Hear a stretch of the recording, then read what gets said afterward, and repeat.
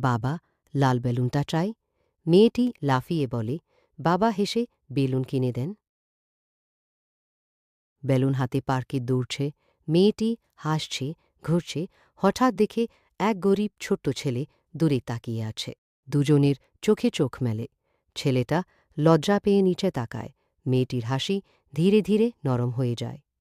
মেয়েটি বেলুনের দিকে তাকায়, তারপর ছেলেটার দিকে।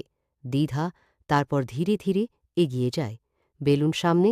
ছেলেটা অবাক, বিশ্বাসই করতে পারে না। কাঁপা হাতে বেলুন নেয়।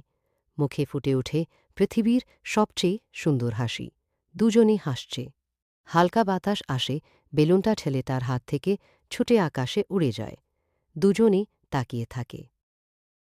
বাবা আরও 2 বেলুন কিনে দেন, একটা মেয়ের হাতে, একটা ছেলেটার হাতে। দুজন একসাথে হাসতে হাসতে আকাশের দিকে বেলুন